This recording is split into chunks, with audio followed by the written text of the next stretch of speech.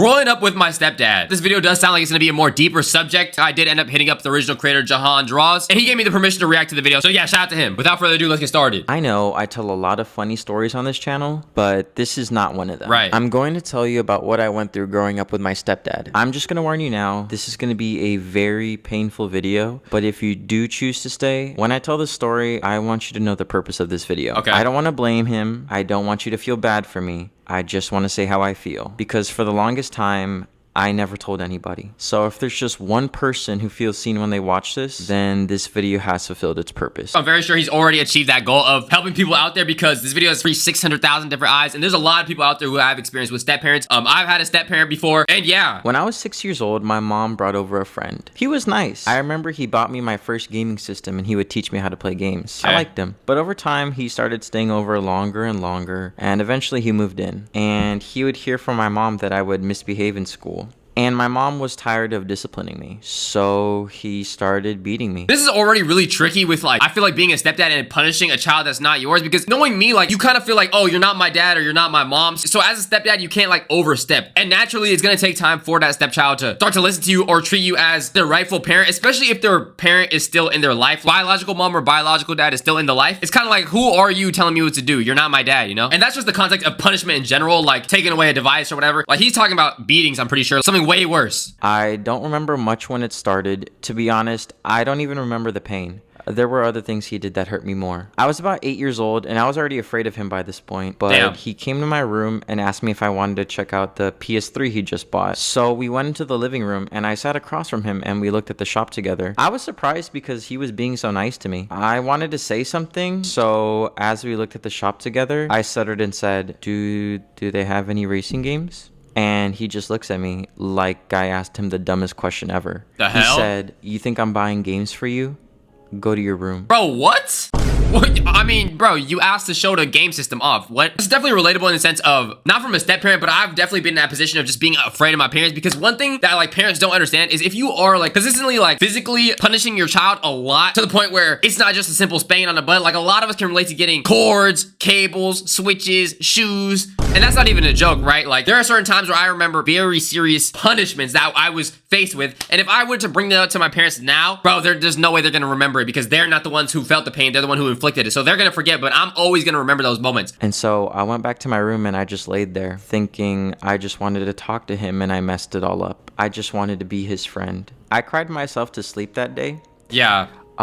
It's one of those memories where you don't realize you'll remember this moment forever. I've been able to push away a lot of bad memories, but that's one I can't forget. Bro, this reminds me of a time in my childhood that, like, I don't really like to get too personal with personal stories. Childhood trauma or whatever you want to call it, right? It's personal. But it just reminds me of, like, a time where I remember I was a kid. I tried to, like, lighten the mood because I was kind of scared. So I was like, you know what? I'm going to smile at my parents, right? And then they got, like, more mad at me. And I never forgot that moment. I was 10 years old and he got really sick. He needed a transplant or he would die. I remember my mom was stressing so much taking care of him. He was turning yellow and he lost so much weight. Damn. He hurt me a lot by that point. So when I heard he could die, in a weird messed up way, I felt relief. From a broader perspective, this might sound messed up, but given that his circumstances and his life experiences is a ton of pain and maybe a little bit of good in there too, he's not gonna feel nearly as disturbed by this news, 100%. I should have felt scared, but I didn't.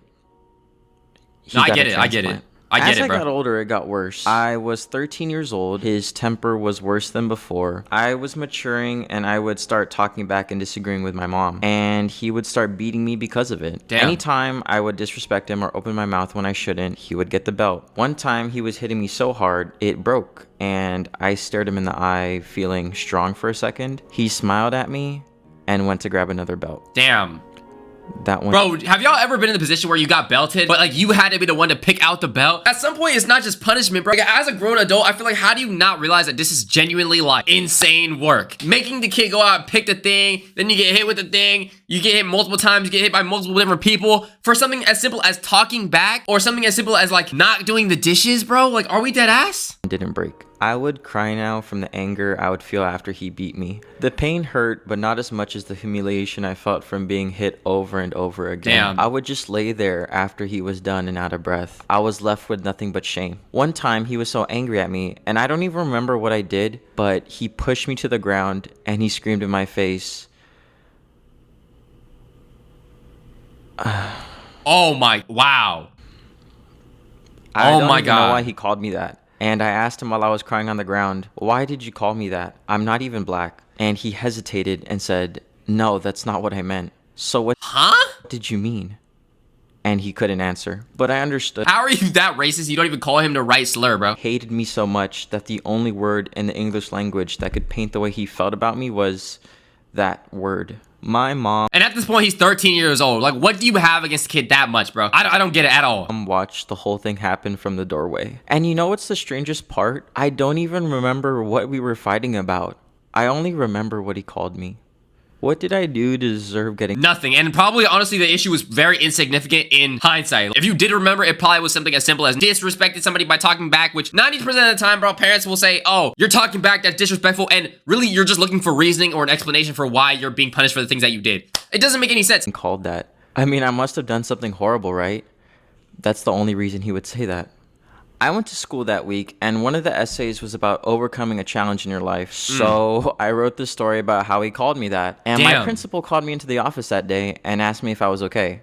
I told him I was fine. In fact, I was This could make things either better or a lot worse. I never trusted school faculty with any type of information like this. Any of y'all who had like relations with like CPS and different stuff growing up, okay, I did, I'll tell you that. If you do tell these people like mandated reporters or whatever what you're going through, let's just say they do report it to the proper authorities, there's a chance you get taken away from your home and into a foster care system, and then that system is so much worse. Like, if anybody watching this video has been in the foster care system, I definitely understand your pain. I've heard a lot of stuff, and I have had family members who have been in that system before and explained to me that like, bro, sometimes it's racist, it's brutal, it can be a lot worse than your original household, and you would rather just go back to that. even surprised it was a concern in the first place. I didn't feel like I had any actual problems. The next week, we had a parent-teacher conference, and on the way home, my stepdad was complaining about how my principal wouldn't stop staring at him like he wanted to fight him. And that made me smile in the backseat. It would be the only time someone held him responsible for his actions. Okay. It was the day before my See, I would have been scared because it's like, as a principal, I feel like it's irresponsible to just trust a stepdad who's calling his stepchild the hard R, that once they go home, he's not going to go back to like the same grueling punishment. 16th birthday. I was grounded, but I had been using my laptop to paint. I would sneak away and paint digital art and hide the computer before he got home. But my mom told him what I was doing, and he told me to show him where it was. But I wasn't going to let him take away my art, so I refused. He then smashed my phone right in front of me. Dude. Then he stormed into my room and started tearing down my closet. He was making such a mess that he was going to rip my drawings, so I reached up to stop the shelves from breaking, and he pushed me off. And he said, "You just put your hands on me, you're out of this house." And then he called the cops on me. What? The police showed up, and I watched him complain to him that I put my hands on him when I never wanted to. This is a minor we're talking about, right? How are you asking the police to take him at the house? That doesn't make no sense. And also, as bad as the stepdad is, I'm kind of questioning, like, where's the mom in all of this? Doesn't make any sense. Like, is she afraid? Is she also going through, like, some issues with him? Hurt anyone. My mom didn't try to stop him, even when she knew he was trying to kick me out of the house. Like what? So when I was alone with the cops, I asked them, "Did you ever fight with your dad? What do I do?" All he said was, "Their house, their rules. When you turn Bro. 18, you can move out and do whatever you want." I'm 18. I feel like that's a cop who's never experienced anything similar to that, because if I'm in that situation, I would definitely understand more of what he's going through. Whereas that police officer might just be like somebody who's never been through this. He's just like, it's probably just some unruly hooligan kid just messing up. Let me just tell him the standard advice. I'm 18 years old now. Long story short, I was fighting with my mom, and this time it got so bad, I ended up kneeling on the floor in a ball while my mom held a knife over me, Oh screaming my how God, she's going bro. to kill me. My stepdad was watching us from the counter, not saying a word. I looked at him and begged him for help. I don't know why, I just thought the situation was so bad he would help me. He did not. Yeah. He just watched. And when I walked out of the house, I had to call the cops on my mom. They found the knife on the floor and they took her away. Oh, And when damn. I walked back upstairs to my room, he looked at me and said, "You know you're not staying here tonight." I said, "I know." If you can't even trust in your own blood mother, your stepdad, who would do just the same thing, now has no reason to even support you in the slightest bit. Bro, yeah, he's gonna have you gone. I didn't feel safe with him in the house anymore. Yeah. But hearing that after what just happened No, this is actually so sad, bro. This is actually so sad. This is probably the saddest story I've heard all year. made me feel like it was all my fault. Like, in this situation, it's not even like you're going through an issue with one parent, you have another parent that you can like rely on, or maybe you have siblings or something. Like, it seems like he's the only child. He has two adults that are failing him. Nobody he can really talk to in school. I was so tired of not being loved. I'm 21 years old. I moved out. My roommate and I are at the gym, and he brought his boxing gloves. I've never fought before, but I wanted him to teach me. And so we end up sparring, and he hits me a little too hard, and it stings, but not that bad. I do my best to handle it, but for some reason, I still let out a few tears. He asked me if I'm okay, and I'm like, yeah, I just don't know why I'm crying. It didn't hurt that bad. Maybe like the unresolved trauma type of thing. The fact that he's still here with us right now making this video is a blessing and a miracle and amazing, because there's a lot of people who have been through these type of situations who didn't make it out. They ended up doing something to themselves. If they did make it out, maybe they got arrested because they got into drugs, different like bad situations. So once again, just to reiterate, like, bro, it's a blessing that you're still here today with us. But as we were walking home that night, I start tearing up again because I realized why I cried when he hit me. And so I told him, the only time I've ever been hit in my life, it was my stepdad. So when we were boxing, I didn't see you. All I could see was him. Damn. I broke down in front of him crying. And no matter how far from home I was, I didn't realize that the scared little kid was still in there. And it broke me remembering how scared I was, how powerless I felt. I started going to the gym more after that. I'm now taller and stronger than him. And sometimes when I walk around the house and I'm next to him, I get these intrusive thoughts. I realize that if I really wanted to, I could get revenge for all the times he hurt me. Oh, damn, they still live together. It would probably only take me one good punch. But why would I ever want to hurt someone weaker than me? I don't know. I think this is actually like the greatest symbol of strength, holding yourself back from like crashing out on somebody despite the things that you have been through. And I'm not saying that if he was to crash out, he'd be wrong, because obviously not, right? He would actually be in the very much right. But the fact that he's able to hold himself back, realize his morals, is a greater sign of courage in my opinion anyways. And I don't know why he did. When I was little, we visited his dad's house, and he would joke and say that Grandpa used to beat him up all the time when he was angry. And so when he was nice to us, he would say it was weird because his dad was so mean to him growing up. And I would just think about how funny it was that he would continue the cycle with me. If you... Bro, tell me about it, bro. Like, yes, bro. Like, parents been through certain stuff. They subject their kids through certain stuff. It doesn't make any sense. knew how bad it was. Why did you have to make me feel that way too? I don't get it, bro. It doesn't make sense. I don't know who to talk to about this stuff, and so I've never really told anyone. Not even my own sister knows everything. Every night, he goes up to her room and he talks to her before bed. Last year, he told my sister that he's proud of me. I had to hear that from her.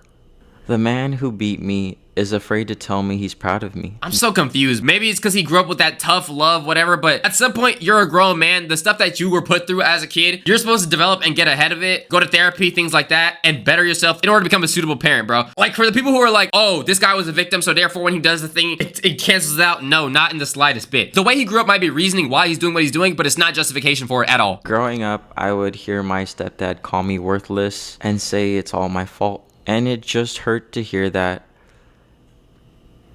because sometimes I already think those things about myself. Damn. I'll be honest, when life doesn't have its meaning, when I feel alone, making something, anything, just to make someone else smile or feel seen, that's what keeps me going. So when I pick up the pen, when I make that video, when someone's day gets better because of me, then everything I went through was worth getting through. I know I talked about a lot of dark thoughts and giving up in this video, and there may be some of you who are suffering right now, but you are never alone. There's always someone out there fighting the same battle that you're going through. It's our responsibility to take our pain and turn it into something we can use to help others. Every battle you overcome makes you stronger, and one day you'll be strong enough to help someone like you. I'm making this video because I know what it's like to feel alone, to grow up scared, to never feel loved, to be hated by people who are supposed to love you. Not everyone will understand what that feels like, and I'm glad they don't.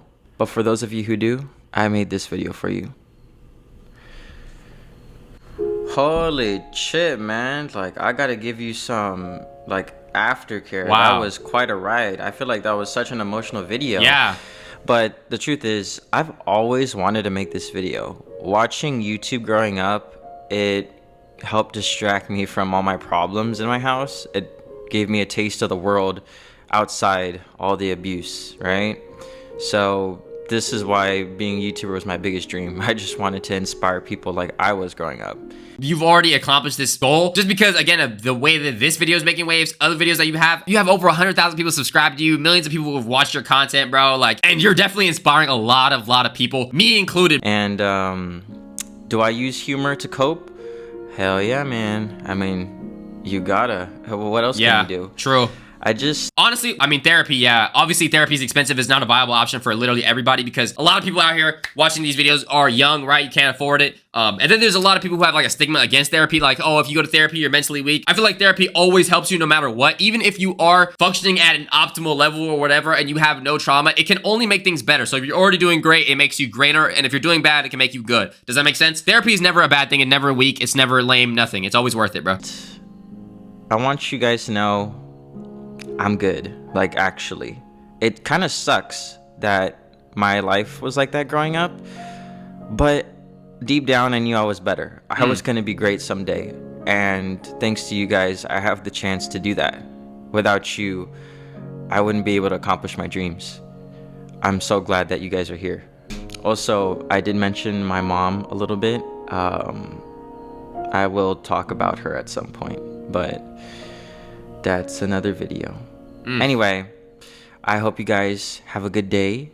Please go watch another video after this that is not as depressing. Do not end your night watching this video. That's gonna be kind of rough. I think we're gonna wrap it up right there. That is Growing Up with My Stepdad. A very, very sad, depressing video, but the silver lining is the fact that he was able to recover. He's doing well now, as he said, and he's mentally overcame the issue enough to the point where he's able to make an entire full-length video describing the situations that he went through. The fact he's even able to do this in the first place gives a lot of people who can relate to the experience a community to congregate, talk in the comment section, help each other out, overcome obstacles, live to fight another day, enjoy their life as they're meant to do. Once again, as he said, if you are going through certain personal battles, understand that a lot of us can relate, and probably more than you would think. Like a person like this, right, Jahan, a lot of his animations are probably more funny, goofy, whatever, and a lot of my reactions can be like goofy, humorous topics, or just various different types of content styles where you wouldn't think that a person who's constantly making jokes and being bubbly or whatever has been through certain traumas. Understand that the biggest thing is you are not alone, man. Either way, that's gonna do it for today's video. Make sure you like, comment, subscribe, join Discord, link in the description. Let me know what you want to check out next on the channel down below. With that being said, it's Love It Law. I love you, and I'm out.